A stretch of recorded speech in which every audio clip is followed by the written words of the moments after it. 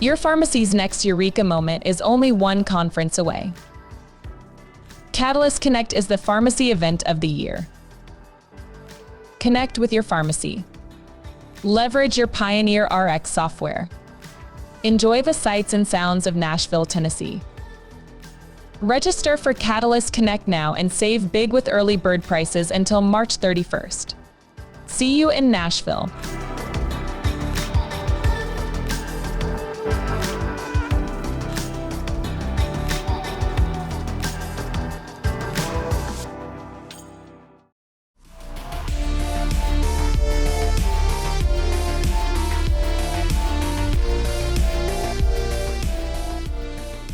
Scott Pace. Everyone knows Scott Pace, but welcome back. Thank you for being on again. He's a licensed pharmacist and attorney, partner at the Impact Management Group, co-owner with his wife Ann of Kavanaugh Pharmacy, former EVP and CEO of Arkansas Pharmacists Association, helped do a bunch of things there. A couple of those things were just past scope of practice reform, along with some PBM legislation reform. Welcome back, Scott Pace. Thank you very much, Mark. It's good to be here. All right, man. So I know when we left off, I think last time, everyone go watch it, but I do think you moved your pharmacy into a bank, a former bank.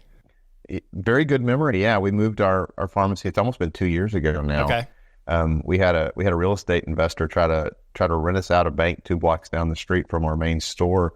And he wanted an awful lot of money to rent it. And so I said, I won't rent it from you, but I'll buy it. And so he ended up selling us the bank, and we did a remodel with our friends Retail Designs out of Tennessee. Okay. Quick plug for them. They did a great job. Kevin Elder did a great job helping us design the space and use it as best we could. And we have just grown dramatically over the last 2 years since we moved. So question, who gets the vault? I'm assuming there's a vault, right? Is there a vault? There's a vault. There's a walk-in, like 125 square foot vault in the thing, and it's actually in the front end of the store. You know, there's 2 things when you buy an old bank building you can't move. You can't move the drive-through window, and you can't move the vault unless you want to spend an awful lot of money doing both of those things. So the drive-through window needed to stay where it was, right, which is behind the pharmacy counter. And so the vault became a walk-in storage place for all of our front-end items. So if you are looking for a front-end item that we have that is not in stock, we will open this 2,000-pound vault door to see if we have it stored in the vault. And it's really cool too, because it's got concrete walls, obviously concrete floor, and it's got a concrete ceiling too. So one of the things we didn't expect is we were going to get an extra 125 square foot of attic storage that we could stack as much stuff on it as we want, because it's like, stacking it on a foundation. So all of our records, that's true. Instead of worried about them, the paper records, stacking them on, ceiling rafters, they're actually on concrete in the attic. It's kind of weird. Got it. Wow. That's kind of a cool thing to say to a patient walking in and going, let me check the vault. Right. It's neat. People like it. We actually built these fake doors in front of it that have like funny socks on it. So they're kind of like this, but if we need to access the vault, they open and expose the vault door, and then we can open this gigantic vault. It's kind of fun to show people. Nice. All right. So I'd like to start off. You guys do so much at this pharmacy. Y'all have grown a lot as well. I know the start of 2024 has been strange a little bit with, to say the least, with the new DIR fee structure, I guess you'd call it. Now it's pretty much just baked into the adjudication somewhat. And then also if it comes up, what's going on with the Change Healthcare situation as well. But before we get into some of those pieces, I noticed you guys were still doing testing and other types of testing with strep and flu, kind of probably toward the backside of the season now. But how do you feel like that's going for you? It's been great. So Arkansas is very fortunate. Working with our state pharmacy association several years ago, we passed a prescriptive authority for pharmacists for items that happen after a CLIA waived exam. So they're CLIA waived tests. So we've been doing strep and flu pre-COVID. We always did those, but we couldn't prescribe. And so post-COVID, we did, as you know, a ton of COVID tests during the early days of the pandemic. That was a big success, raised our awareness that we were doing that to a lot of folks. And now we routinely do strep and flu, RSV to some extent, literally every day of the week. Really? It's all cash for us. And we've got prescriptive authority in Arkansas, like I mentioned. So if a patient has a positive strep test, we can prescribe the antibiotic now. If they have positive flu test, we can prescribe the Tamiflu or Xofluza. And it's really been a great service for the community. I mean, the reality is that we had, urgent cares down the street that people were waiting at and backed up and, paying their deductible expenses. That most people have a $100 deductible plan around here. So they're paying those deductible expenses at the urgent care. And now they're able to just walk in and have that happen for us. We still have an appointment-based model. Sure. But of course we don't turn people away if they want to walk in.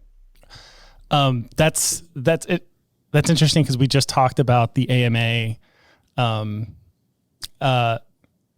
The AMA, I guess I'll just call it an article or post that came out around like trying to lobby for restricting all of those things you just talked about, which is it's just great timing, I guess, from that perspective of having that. We just did a podcast where Josh talked like 10 minutes on it, and then now, if you want to share it, do you have a take or an opinion a little bit about that?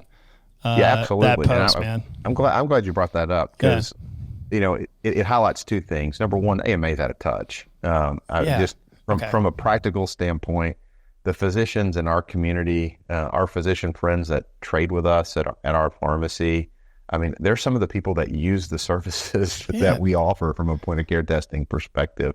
So not only is it something that they appreciate for their patients, they appreciate it for themselves too. And so I understand that as a national organization, they want to be protectionist for the medical community. Yeah. But they need to be progressive too for what's good for healthcare and what's good for patient access. And again, in Arkansas, and we're unique. I know, but we had a physician who helped us to work on the legislative language to make sure that we did it right, so that we had an opportunity to work in collaboration and not in competition with the medical community. And I think the uptake has been good because of that. And so, to that end, I'll also say we're pretty fortunate in pharmacy from a Pharmacy National Association perspective, is that we've got groups that get it for the most part from a perspective of what's going on the ground in local pharmacies. And there's just something that's a little out of touch about those perspectives from the AMA. And I wish there was an opportunity to collaborate more instead of being viewed as a competitor. Great way to put it.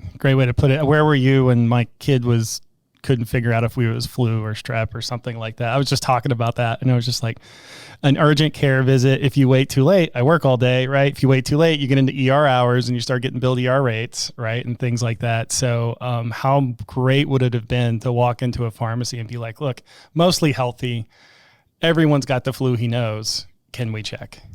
And you know what? That's right. And what's so interesting is that there's actually going to be some over-the-counter flu test coming out here before too long. Right. So, it's not just that it's competitive, but it's seem to be competitive, but it's about to be an over-the-counter patient-directed thing for some folks. They're always going to value the knowledge that we bring to the table, just like we're always going to value the knowledge that physicians bring to the table. We've got built-in practice, policies within our store that if we have a positive symptomatic patient, a negative symptomatic patient, right, that we still refer on to a physician if there's something additional that needs to be triaged and seen. So it's about the team. Yeah, it is. And I was trying to think through like the last pod with me and Josh. Everyone's got their own set of expertise they bring to the whole healthcare team, and there are some things that can happen at a lower level that kind of everybody, I think, can help with, and almost from either if you're talking from a rural access perspective or something like that, you need those access points for the patients. 100%. And I think that what gets missed a lot of times, Mark, is that these patients that are sick and need care, sometimes their choice isn't physician or pharmacist. Sometimes their choice is care or no care. Yeah. And so, it seems almost inhumane to some extent to think that no care is better than care from a pharmacist. And that it's not a zero-sum game. It's really, how do we best take care of the patient? You alluded to RSV just a second ago. Wanted to get you guys. You're one of the most progressive pharmacists I know. You and Ann. I give most of that credit to Ann. Give her the credit. That's right. Give her most of that credit to Ann. That's what I do with Marcia too. Give her the credit. 100%. If everyone knows me, they definitely know Marcia, for sure. So, can you tell me about kind of the last? I don't know if that's 6-8 months, almost 10 months, maybe now, of the RSV vaccine being launched. What you've seen?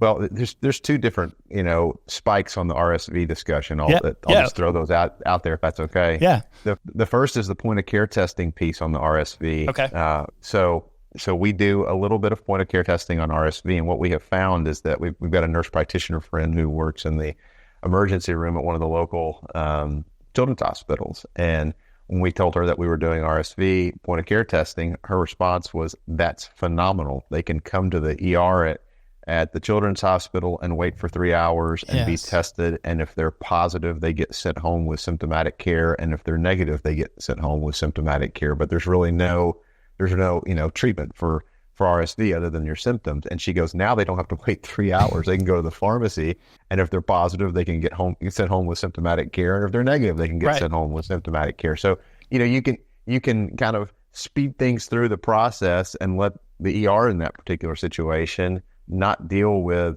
something that can be taken care of at a lower level of care, and make the ER really for what it's for. So I think that's been good from an RSV perspective.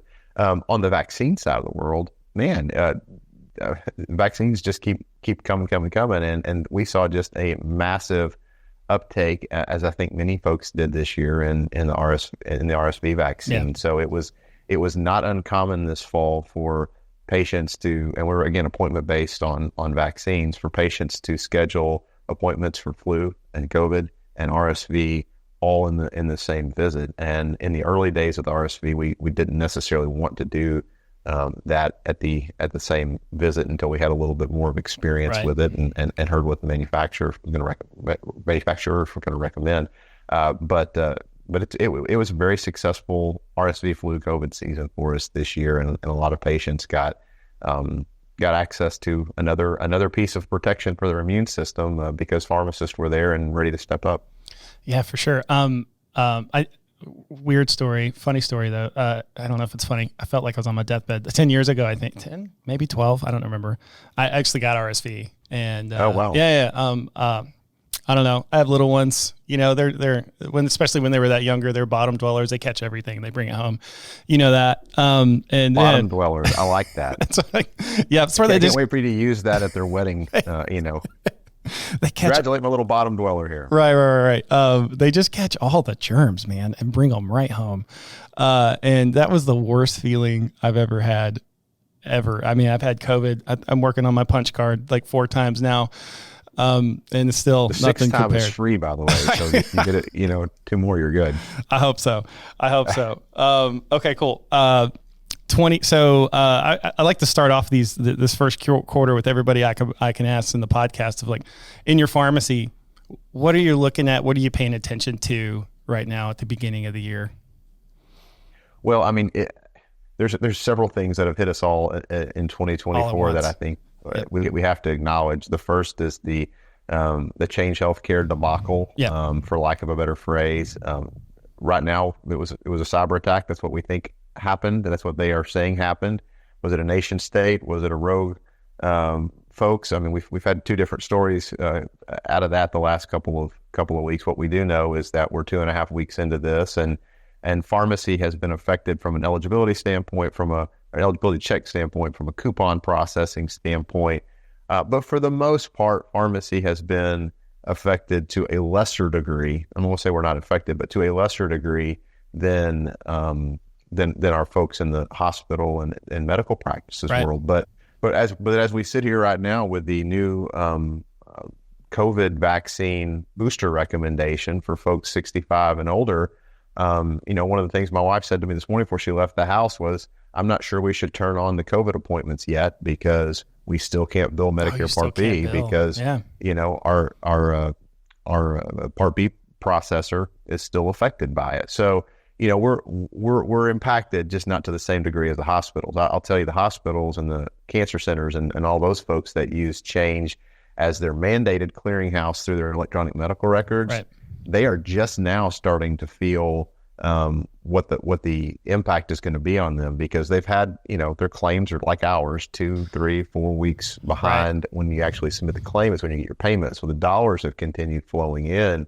And now all of a sudden they haven't been able to submit claims in 2.5 weeks. Right. And so the dollars are about to hit when they finished from their previous claims processing, and they haven't been able to process a new claim. So they are scampering to try to find an alternative clearinghouse or to bill directly to these insurers. And I'm concerned legitimately that our hospital friends and our physician friends are going to have major cash flow issues in the very near future as a result of the Change thing. And we don't see a remedy in sight yet. And the last that I heard was our friends at Change/UnitedHealth/Optum are offering short-term loans through, guess who? Optum Bank at, guess what? That's a thing? It is a thing. And Optum Bank is offering these loans with fees attached. Go figure. So, the problem that has affected them, they're now offering to help remedy through their bank with their fees. One more reason that the FTC needs to continue to look at a merger that they already approved to decide if it was really a good thing. Vertical integration in healthcare isn't just harmful to patients and pharmacies. We are clearly seeing it being harmful to other providers right now. Yeah, when I say that was a thing, I was thinking the bank. I didn't know there was an Optum Bank. I didn't know that was a thing. They have Optum underwear too, and you're forced to wear that whenever you fill their prescription. Gotcha, like a quarter of your patients, basically. Right. Yeah, right. Okay, so that and I think you alluded to it, and I just want to hit it home. I think for the hospital peers that you have in your world, almost all of their claims go through that. Every single massive claim. Amount of them. Right. Almost. Yep. And in some places I've heard all of them. And in some, I think I've heard almost all of them. And so could you imagine that spigot? That thing is starting to go from a stream of cash flow that you used to get is starting to get a little thinner, and now probably start dripping soon. I do wonder if from I don't know if you'd call it a legislative perspective, but like an emergent perspective, if someone will step in at some regulatory level and maybe almost like COVID relief loans in a way. It almost seems like that may be necessary for these hospitals. I mean, when you think about some of the rural hospitals in particular that are already cash strapped and living with a little bit of cash in the bank and having trouble meeting their payroll obligations from cycle to cycle, this could be, dare I say, fatal to some of them. And so I do think that's a big issue. So the Change Healthcare piece from I don't mean to hijack that, but going back to this 2024, what we're dealing with, Change is a big piece of that. The other thing that I think has hit everybody the first of the year is this GoodRx nonsense that we have started dealing with in the discount cards incorporated into the funded benefit world, where we've seen these massive negative remittances where we're being asked to collect copays, and then GoodRx has taken back money through a funded benefit. And it's been very, very perplexing. It's something that I'm frankly concerned about from where the paths crossing amongst our biggest marketplace entities that set our pricing. And I'll give you a personal example. I processed a claim for a Tamiflu prescription in January, and we followed the Benjamin Jolly method of putting a mark on our label that said discount card if the contract IDs came back in a specific way, so that we didn't miss anything. Right. Now, fortunately, Pioneer's negative remit edit will catch the vast majority of those. We have a quick plug for the negative remit edit, right? And we always everybody keep that on, and we always watch for that, right? You better use that. You're letting money go out the door if you don't. But Ben created, basically a template, and I know you guys helped with the coding to put on your label the words discount card in the event that one of these contract IDs came through. So we plugged that in and started applying that, and we didn't really see it much because everything was caught in the negative remit. Sure. And then in the middle of January, all of a sudden, we filled a prescription for a Tamiflu, and it came out with this giant discount card printed on it. We couldn't figure out why, and we were paid a certain amount, and the patient had a copay, but it showed that we were still supposed to be getting another $16 or $17 back from the PBM on this funded benefit. So it was all of a sudden, wait a second, this is a funded insured plan, and the GoodRx contract got applied to a funded insured plan. I'm going to watch it and see what happens, see if I get my $16 and some change on my remittance. So we let that ride for a couple of weeks. Checked on that claim at the beginning of February, or maybe the second week of February, and went into my my claims remittance folks that we work with through FDS, and sure enough, we got paid $16.78, exactly what we were supposed to get paid for that claim. Now, what was weird is that we submitted that claim to CVS Caremark. Guess who paid me for that claim? Assuming GoodRx. OptumRx. OptumRx. What? So it starts to raise the question, how are these marketplace competitors exchanging claims data, setting my price, and then facilitating the payment to me from a PBM that's not the one that I submitted the claim to? So, and I've got an Express Scripts claim that used a GoodRx contract on a funded benefit, that the payment came through OptumRx as well. And we know that if you look at the notice that went out to folks from CVS Caremark at the end of the year talking about this glorious plan they were enrolling related to GoodRx, it tells you that those 6 digits in front of GDRX on the network ID is the BIN, which stands for the banking identification number of the PBM that's going to process the claim. And so there's at least 6, maybe 8 unique banking identification numbers that we've identified so far of different PBMs that are processing claims and setting prices and passing data back and forth in the middle of this GoodRx world. And so it's a new thing that we're watching this beginning of this year that I think is unique. I'm worried that there are some price setting concerns that we all need to be paying attention to. Right. And I know that those discussions continue to be ongoing as well. I know I've had some of them with our state association in Arkansas, but also with our chief law enforcement officer for the state just in this last week. So okay. There's some doesn't smell right there. So we're keeping an eye and a nose on that, Mark, at the beginning of the year. And then of course the DIR hangover is the other kind of trifecta of things we're keeping an eye on at the first part of this year. We've kind of escaped the ESI and the Optum pieces for the most part, but we're just about to hit to the time when that last trimester of CVS Caremark DIRs are about to start being collected.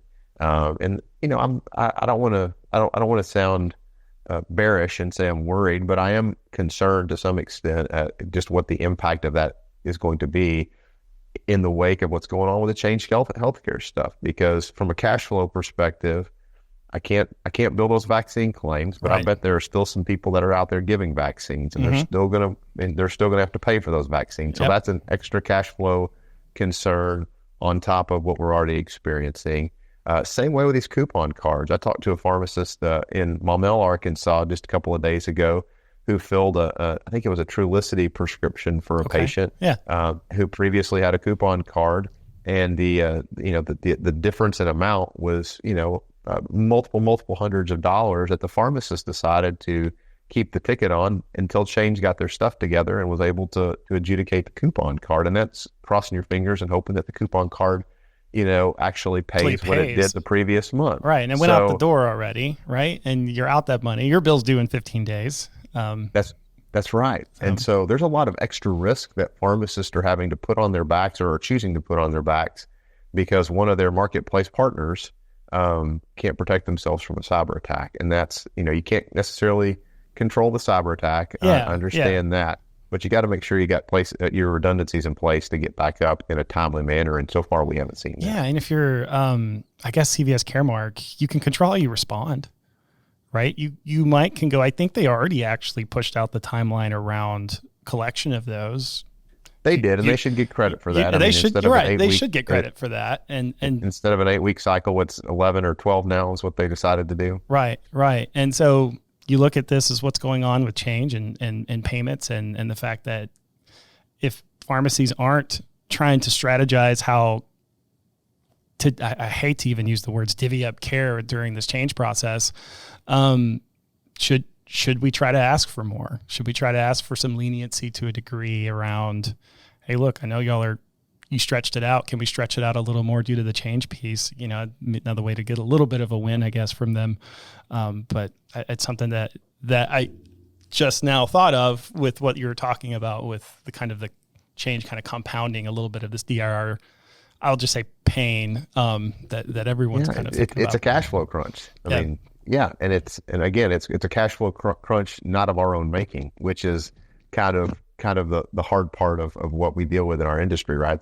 I was saying that at multiple locations the other day that it feels like 90% of what we deal with in pharmacy is completely out of our control, and the really successful folks in the industry tend to be the ones that have figured out what's the 10% we can control and try to maximize that piece. And I think that's really where we have to focus more of our time and attention going forward, is to recapturing in our minds and in our operations the piece of our business that we can control and run with it.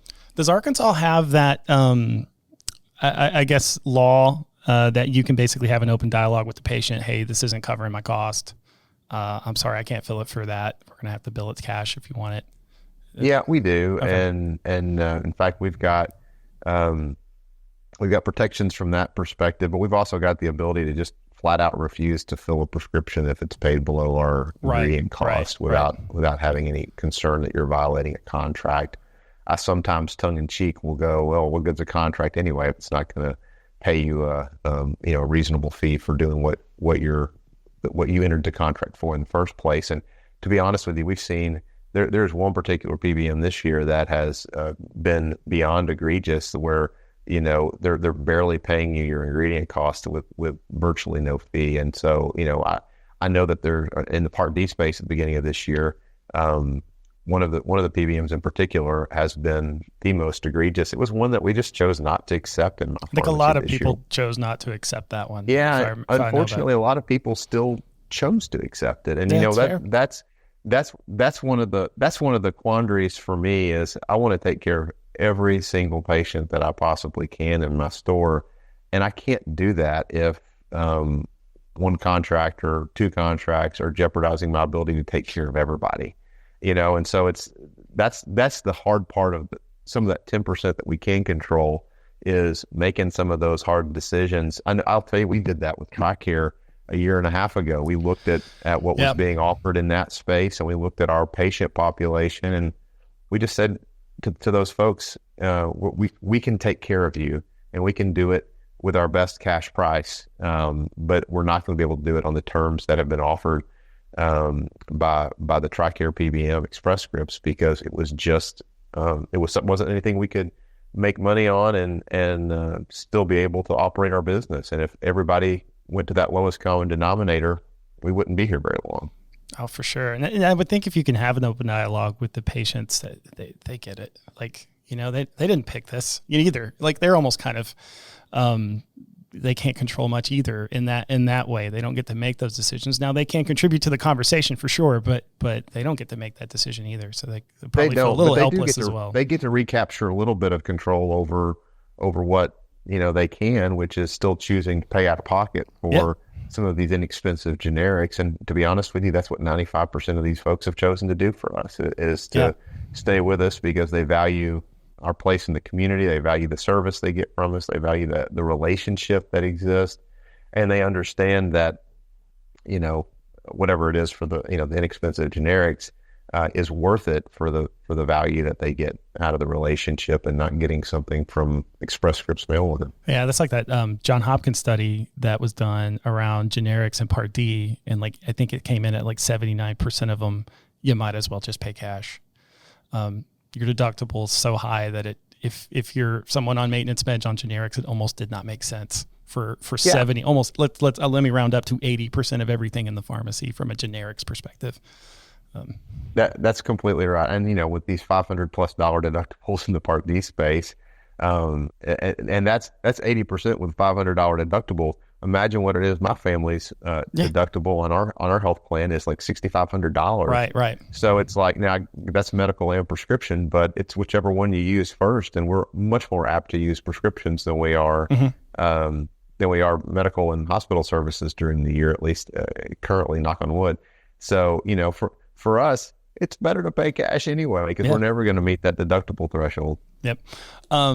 Speaking of kind of where you can be a price setter, where you can take a little bit of control, I noticed just a couple of years ago, maybe right after our podcast, it kind of, I think went into effect around contraceptives in Arkansas, and prescribing authority, I think, around certain protocols for that. What's that? And even if you're not doing it, I'm sure some folks are, and everyone has their own individual decision on whether they're going to offer that for their patients. What do you think that's been like throughout Arkansas? Or if you have any personal experience, it'd be cool to share. Yeah, we definitely offer the contraceptive services in our pharmacy. My wife does the vast majority of those. And we get the ability to, I think it's, if I remember correctly, to prescribe for up to 6 months.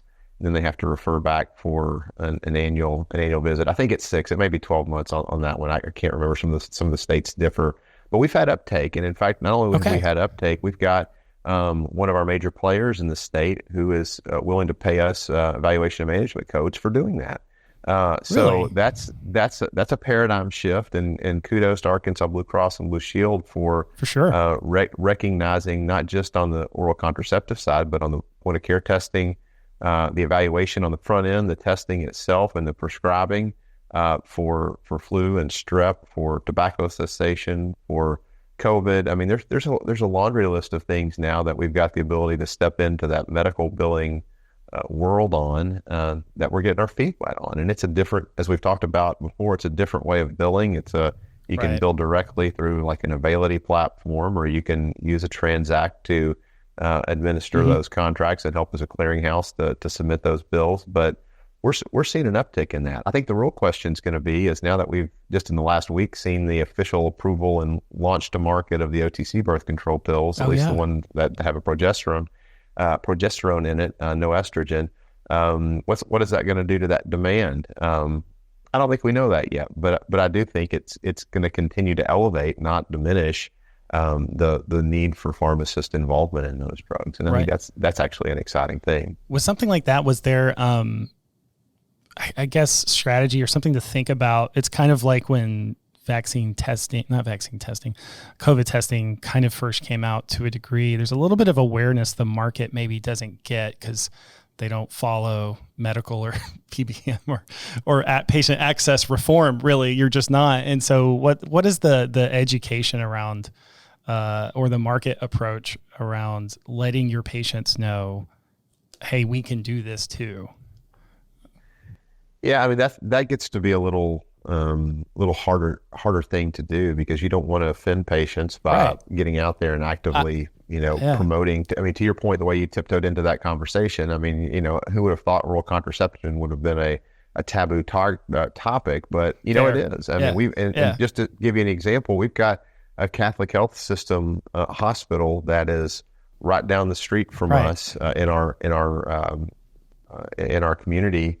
And they don't cover oral contraception through their normal health plan. So we've had those conversations that their in-house pharmacy won't fill them, their insurance won't cover them, and we end up getting some of their employees and employees' families for that exact reason. So some of those things actually spawn a dialogue. The Hobby Lobby stuff spawns a dialogue, That's but fair. You just have to be out there and share what you do with your patients. And again, not to harp on testing and vaccines, but every one of those has incrementally opened a dialogue about what else can you do for me. The prescribing of the antivirals and the antibiotics is, well, what else can you do, type of a deal. So it's one of those, you got to toot your own horn, and you have to take and be assertive at the pharmacy counter when you find a problem, and that's a tool you've got to help solve it.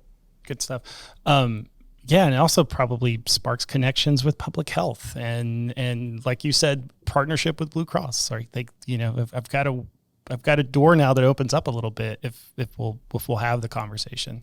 Yeah, we've actually partnered with our Department of Health on distribution of prophylactics a few years ago. I mean, that continues to be an area that they are obviously concerned with. I mean, we've been a monkeypox vaccinator. Talk about conversations that opened up that you never thought you would, be part of your daily practice. But, just the concept of giving a monkeypox vaccine to a very specific population probably opened up some conversations that the vast majority of pharmacists never thought they would have to have whenever they started pharmacy school, about who qualified for the vaccine, et cetera, and what are the risk factors. And, each one of those is a little bit of a chip in the wall of being concerned about offending people. You go out and do your job because that's part of what your job is now. For sure. There's probably a lot from a pharmacy student you're not taught that you get exposed to as you really start trying to practice. Speaking of like community, that's a good like segue into the community. And what I mean by that is like the actual pharmacy community itself. There was just a great, I think it's called a roundtable at the White House with, I don't know if you caught it. Darren Price, Chichi Alonso, MoMA, and obviously Mark Cuban, along with some others. I just wanted to get Becerra, wanted to get Governor Beshears. I think the world would love to hear Scott Pace's take a little bit or thoughts on all of that. Well, I mean, let's give the quick Cliff Notes version. Yeah. I mean, the quote of the day was what Mark Cuban said, which was, and I'm hoping you saw this. I did see it. Yep. Yeah. PBMs have been shitting on independent pharmacies for years. Yep. So let's use the unfiltered version and just quote what he did. All I could say to that was amen. Right. Now to the point, is Mark Cuban prescription drug plan the salvation for us? I don't necessarily think so. I think it's another potential middleman. But what I do like is the fact that he's elevating the dialogue on the lack of value that the PBMs bring to the table when you consider what cost is, what a fair margin is, and what a fair dispensing fee is. And the very fact that he's helping to reset that dialogue, I give him a lot of credit for, because I do think that's where we are. And one of the things, back to the Change Healthcare pivot, but it's related to the White House conversation. The state of Utah has been essentially shut down on their Medicaid program as a result of the Change piece the last 2.5 weeks. But what did our friend Benjamin Jolly say that they are doing to take the place of Change in billing pharmacy claims? They're using a Google Doc to allow pharmacies to submit claims. So we've gone from these sophisticated, they're necessary in the system PBM partners, to Benjamin and his folks in Utah are able to do the same basic functions with a Google Doc. So there is a fundamental extraction of dollars in the system that far exceeds the value that is provided by the PBMs. And Mark Cuban, I think, has helped to bring a lot of that to light. So I was really proud of our pharmacy colleagues sitting up there with Secretary Becerra and Governor Beshears, and with the big White House logo in the background. I mean, that's an intimidating thing to be out there telling the message. Darren happens to be a part of an independently operated PBM in Kansas. I think it's in Kansas. Where it is. I think so, and helps. I think it serves a lot of folks in the Midwest too. In general. And so it was nice to hear his perspective on someone who's trying to do it right while still competing with the big guys. And at the end of the day, middlemen who extract more value or extract more dollars than the value they provide is a problem in any industry. And it's great to finally see it coming to light in Washington, D.C. It's great that the House took up the managed Medicaid reform, but we need that to continue to finish and get across the finish line too in D.C. And I'm hopeful that before the end of this year that can happen too. Those are big issues for pharmacy. But a lot of those are out of our control. And one of the things I would like to just kind of mention briefly, I talked about this at Multiple Locations conference. I did a little Take 5 program at multiple locations on pharmacy leadership, and things that we're doing in our pharmacy to to help motivate our staff during this kind of challenging time, and what are we doing to motivate ourselves, and what are we really focusing on to get back to operating our businesses as well as possible. And one of the things I shared is that I've been working on a program that's NCPA's program. I've just kind of helped and advising on it. Okay. On what is something we can do to get back to the basics, or back to what we're calling the core of pharmacy ownership. And I worked with Bree Morris. You know Bree? She was with NCPA for years. She's now running the Arkansas CPESN. But Bree and I started working about a year ago on just asking pharmacy owners, where are you deficient? What do you think you could be better at? And instead of just assuming that an immunization program or a diabetes program, or you insert whatever program here is their next salvation, it was like, what do you really need to be able to get back to the basics of operating your business? And guess what we heard? We heard from these owners, I need to get back to the basics of finances. I need to get back to the basics of general operations and workflow. And I need to get back to the basics of marketing. And so all of that kind of gave us an incumbent in that, by the way, was I need to get back to the basics of understanding how to be a leader, how to not only motivate myself, but how to motivate a generation of employees that think different than I might think, right, that have different value systems than I might have, and how can I still communicate with them so that we can all be on the same team when it comes to operating our pharmacy. So to me, that was really energizing to start thinking about that. And so Bree and I, along with Doug Hoy and his team at NCPA, Kurt Proctor, and now Drew Register, who's kind of taken Bree's spot at NCPA, have put together this program called CORE, which stands for Change, Optimize, Revitalize, and Energize Your Pharmacy. And it's going to be built on subject matter experts. It's going to be a really kind of a labor intensive. You're going to you're going to allocate some time weekly to this program where you're going to focus on leadership, and you're going to be learning from people like Kelly Babcock and Terry Norville, who are I think some of the self-help gurus in pharmacy. And I know self-help is not necessarily the right way to say probably that. Weird. Yeah. Like I get it. I don't know of a better way to say it either, though. But I mean, but they have teased out things in me personally. I've done their leadership growth formula weekend seminar myself last year. Okay. And it's really eye-opening to, look under the blanket of what makes you tick, and look under the blanket of kind of, well, what can I do differently to communicate with folks in a different manner besides how I think is the best way to communicate. And, sure. And how do I tease out what are those little voices in my head, what they call saboteurs, that make me doubt what I'm doing, or make me even second guess or change what I'm doing in a way that could be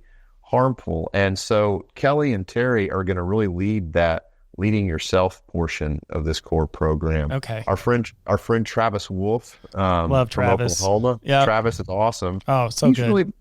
He's developed himself into what I would consider a really great trainer, using a lot of the staff trainer, using a lot of the same basic leadership tools that Kelly and Terry do, but instead of focusing on yourself, focusing outward on your team and building a common language and being able to get everybody pulling in the same direction, which sometimes is really hard when we feel like we manage crisis to crisis in pharmacy, right? Yeah, a little bit. Yeah, 100%. So that's great. So those two are going to be involved, and then we're going to have subject matter experts that come in with dealing with finances, dealing with operations in your store, and dealing with marketing in your store. And over the course of a 12-month period, you're going to have 6 little modules focused on those areas, finance, marketing, and operations, where you're going to make 6 different changes in your store and start making those small incremental changes as part of the program, that at the end of a year, you can go, holy cow, I've made 6 small changes and it's meant this to me over the course of the year. So it's going to be labor intensive. Yeah. It's going to be a lot of one-on-one interaction with some pharmacy thought leaders and subject matter experts that I think are going to be really, really impactful. It's going to be open for pharmacy owners, pharmacy managers, and in some cases, technicians who may be helping to drive your ops in your store, but need that next step of what do I do to train them to stay with me long term and make sure that they're successful and fulfilled and my business is benefiting. So that's something else that I talked about at multi locations that I'm really excited about, and I commend NCPA for really looking beyond just a program and looking at kind of holistically, how do we keep people from falling off the cliff, so to speak. Yeah, you're working on your foundation, right? Like you're wise man. Like Jeff used to always say, is this quote going around probably on the podcast and in the office. Wise man build his house on a rock, right? Like just found 100%. And in fact, there was a quote that I used very similar to that from the late Archbishop Desmond Tutu, but I saw this the other day and I thought it was great. He goes, there comes a point where we need to stop just pulling people out of the river, but we need to go upstream and figure out why they're falling in. Right. And I think that's so good. That's isn't that good? That's but I so think good. That's part of what CORE is trying to do. Yeah. It's like, there's some people that have fallen in the river and we naturally want to rescue them, but I really want to help our industry and help NCPA find those ones who are teetering, who need to get back to the basics and not fall in the first place. And what better time to do it than this year, right? Like if what's that proverb? It was like, when was the best time to plant a tree? 20 years ago. Yeah. When's the second 100%. Best time? Right now. Right now. So and you'll see it. So like something like that, you'll see it in every part of your business, not only in the financials, but you'll see it in like your enjoyment or fulfillment. And your team's fulfillment and enjoyment going to work. So that's a great program. Yeah, we're excited about that. That's going to launch a little bit later this year, a couple more months from now. Hopefully May or June is what we're targeting. But super excited about it. I think it's going to be impactful, and it's probably like people switching to Pioneer, man. There's you probably wish they would have done it 10 years ago. Yes, right. Yes, I do. But the impact starts on the first day that they change. That was my sales pitch for you. It does. Scott, thank you. I needed that. Time to help Mark his numbers this month. Thank you. I appreciate that. So from that perspective, I guess. I know we're probably getting closer to time on that. Anything else from I know some folks were telling me, I love to get your take on anything legislative if you're still looking at this, but people were thinking Rutledge may be a little bit threatened, or somebody was telling me that's all hearsay from my perspective too. But I know NCPA is also urging Congress to take up some PBM reform. I just wanted to get your thoughts or perspective on what they think is needed and where you might see either threats or opportunities. Well, sure. So first of all, let's talk about Rutledge. I don't necessarily think Rutledge is threatened in the courts at all. Where I think Rutledge is threatened is in the states when it comes to the legislation that different states are trying to pass. So, for example, I'll use Michigan as an example. A year and a half or so ago, they passed a piece of PBM legislation in Michigan, and kudos to those folks up in Michigan for being successful in doing that. However, there was a clause in that Michigan legislation that specifically excluded the Rutledge ruling from being applicable to their state law. Well, that's the whole purpose of Rutledge in the first place, is for there to be a uniform set of laws as it pertains to pharmacy pricing across the country. So PCMA has gotten very, very clever at trying to figure out how to undermine that ruling in Rutledge, because they know it empowers the states and they know that pharmacies have political power at those states. I'm not sure from a legal perspective that you can really create a statutory exemption at the state that overrules a U.S. Supreme Court. I was like, ruling. Man, that's weird. I think it's suspect, frankly. But also the Second Amendment doesn't apply here either. Right? Yeah, right. Like that's what that sounds like. But ironically, it will probably take a court case to determine if that is a true thing. Yeah. So I think Rutledge is sound, and I think we're gonna see that. We've got some other cases that are floating around. That we still don't know the outcome on in some different circuits besides the 8th, and I don't think Rutledge is going to be impacted by those.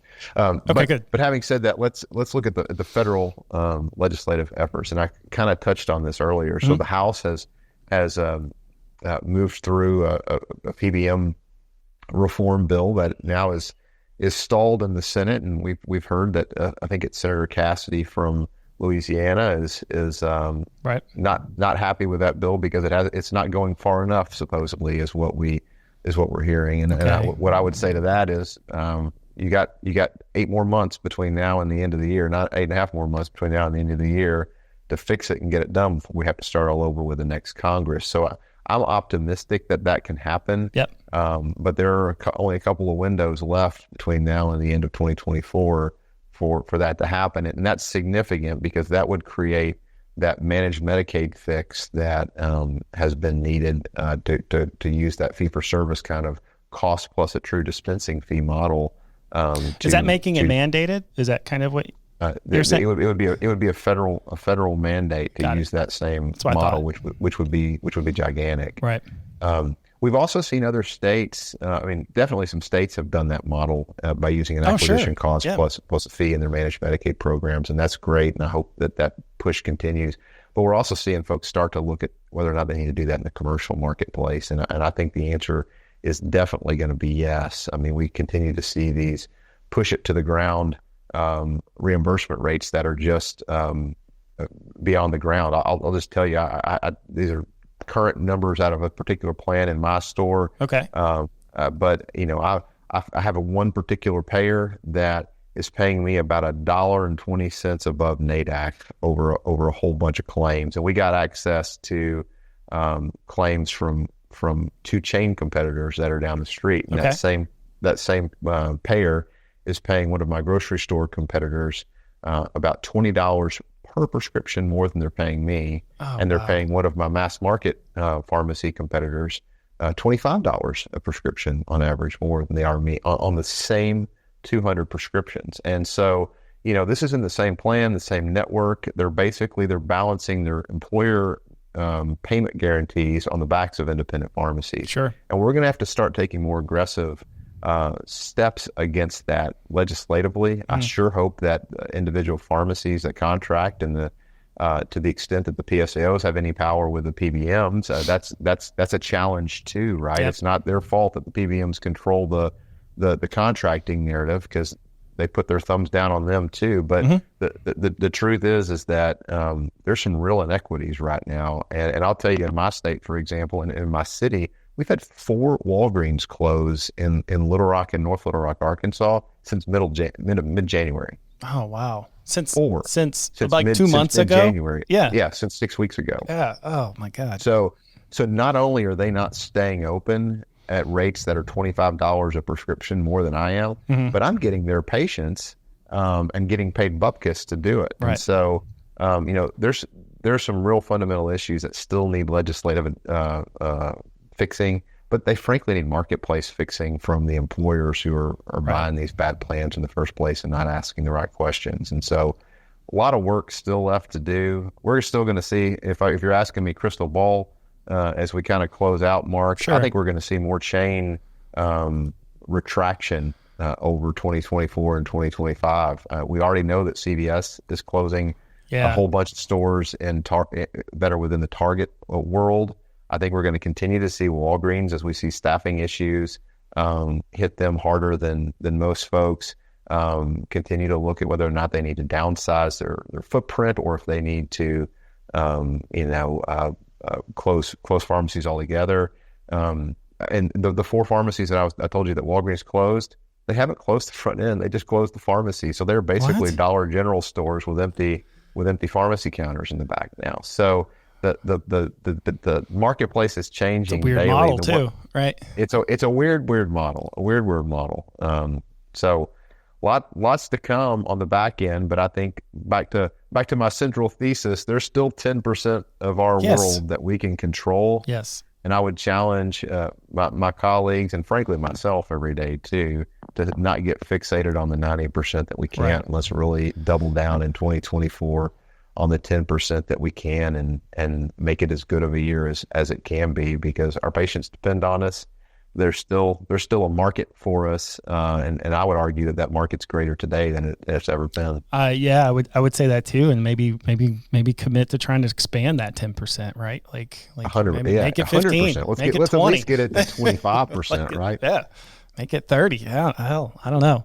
So, all right. Well, okay. So I don't want to leave. And I'll let you leave till we do prescribables. And so okay. All that is, and I don't know if anybody teed it up for you yet, but it's just like, I'm going in blind on this. Okay, here we go. No prep, man. Scott's cold turkey here. What are you watching, reading, or listening to? It can be fun, or it could be work, or you do one of each that you think the people who watch or listen would like to know about. Well, so good question. So when I was heading down to multi-locations a week and a half or so ago, I downloaded a new book called Super Communicators. Okay. And so it I feel just like came you out need no work on any of that, but go ahead. Well, I mean, I'm only about a quarter of the way through it so far. So let me there we go. preface it by saying this, but one of the things I said at multi-locations, and I'll come back to Super Communicators, is that shortly after my wife and I got married, she gave me that book, The 5 Love Languages. Have you ever read that book? Yeah. I don't know. I haven't read the book. I have read what do you call it? The shortened version of that, the Cliff Notes of it, basically. Well, yes. The Cliff Notes are this, is that, we all give and receive love in 5 different ways, according to the book. Yes.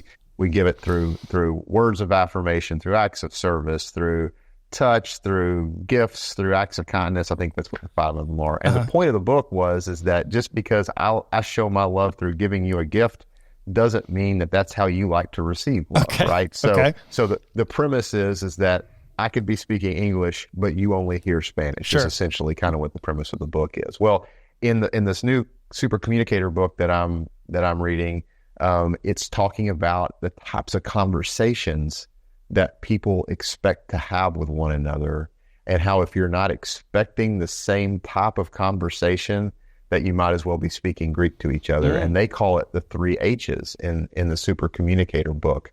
They call it we could be having a conversation because I'm seeking help, or I could be having a conversation because I'm seeking hugs, or I'm having a conversation because I just need to be heard. Okay. And so, heard, hugs, and help. Are you having a conversation for help? Are you having a conversation for hugs? Or are you having a conversation just because you need to be heard? And that really resonated with me, because when you're thinking about your employees or your friends or your spouse, how many times does Marcia come to you and go, "Oh, Mark, this, and this," and the first thing you do is you go into problem fixing mode and you say, "Well, have you tried X? Have you tried Y? Have you tried Z?" And she ends up getting to the point where she goes, "Will you shut up? I just want to share my story with you." It's like you're in my house, Scott. It's because it's my house too, Mark. I mean, not Marcia, but I'm just saying that a lot of times, and my wife will start a conversation with, "I don't need you to fix anything. Right. I just need you to listen." Yes. And to me, that's resetting a common language and a foundation for how you communicate with people, and whether it's patients or employees or spouse, that is how you move the ball forward in whatever endeavor that you're dealing with. And so Super Communicators, I'm really enjoying, because I've already picked up that great nugget. And it's not rocket science, but it's presented in a way that resonated with me. That's cool. I usually do one. I guess what I would tell people for the work stuff, go watch, it's on YouTube. Go watch Darren and the whole gang from there, Chi and Mark Cuban, go kill it on that 10 minutes they each get, or 5 minutes they each get in that roundtable. So we'll put that link in the show notes. Please do. So we'll do that. So I would say that go watch it if you haven't watched it. I'll add one for fun, and this is going to be so stupid, because I'm the guy in the background watching Marcia shows going, why are we even watching this? And then about an hour into it, I'm like, really into it. And so I'm on Love is Blind season 6, everyone. Right now. It's terrible. It's trash, but dang, it's good. I'm glad to hear that. I'm on the next to last season of Suits, late to that game good as show. well. So good show. Yeah. Also good, also trash, from that standpoint. But Megan got her a prince, so I feel good about that. There you go. That's right. That's a good. She did. So it's good. Anyway, let me throw one last just general prop here, since you mentioned the White House Roundtable.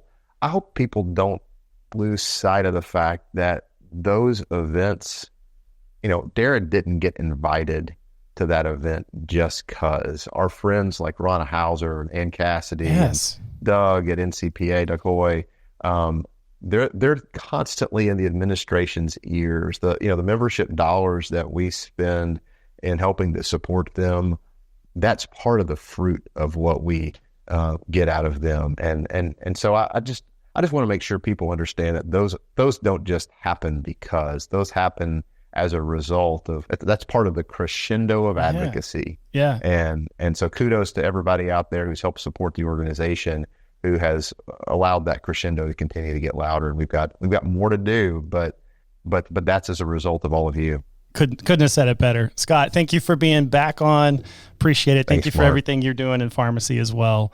And everyone, again, I guess we'll see you next time. Looks great. I appreciate you. All right, man. Bye, everybody. Thank you for watching the Catalyst Pharmacy Podcast. If you enjoyed today's episode, Please like, subscribe, and follow us wherever you get your podcast. Give us a 5-star rating on Apple Podcasts to help us reach more pharmacy professionals like you.